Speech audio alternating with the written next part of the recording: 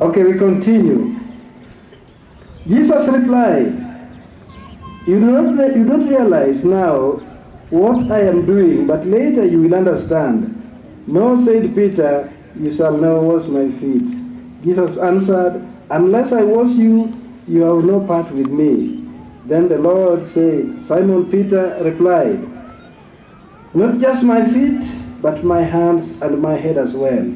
And Jesus answered, a person who has had a wash needs only to wash his feet.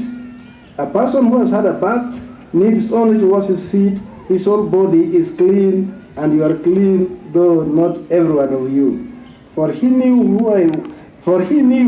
who was going to betray him, and that was why he said not every one of you was clean. When he had finished washing their feet, he put on his clothes and returned to his place. Do you understand what I have done for you? He asked. Then you call me teacher and Lord, and rightly so, for this is what I am. Now that you, Lord and teacher, have washed your feet, you also should wash one another's feet. I have set you an example that you should do as I have done for you. I tell you the truth, no servant is greater than his master, nor is a messenger greater than the one who sent him. Now that you know these things, you will be blessed if you do them. May the Lord add his blessings upon his word. Our graduates who are seated here, we are very proud of you, and this message is for you in particular, although it applies to all of us in this congregation. The story we have read took place in an exclusive party the Lord prepared to celebrate his last dinner on earth. It was a very tense moment. There was no joy in that party.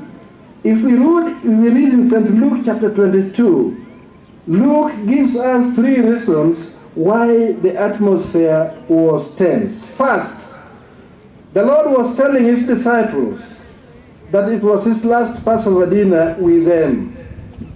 And he was taking bread and giving it to them and telling them that that bread was his body, which will be broken for them. And then he was also taking the cup and giving it to them and telling them that this cup was his blood, which will be shed for them. So the thought of the Master suffering to the extent of shedding his blood was enough to make the disciples very gloomy.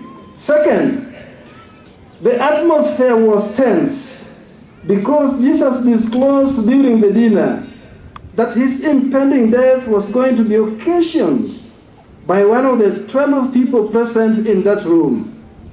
One of them, a member of the inner circle, a member of the kitchen cabinet, a trusted disciple, was going to betray Jesus. Each disciple therefore started to do some soul searching, wondering who among them could dare do such evil. Now that was also enough to make the occasion very gloomy.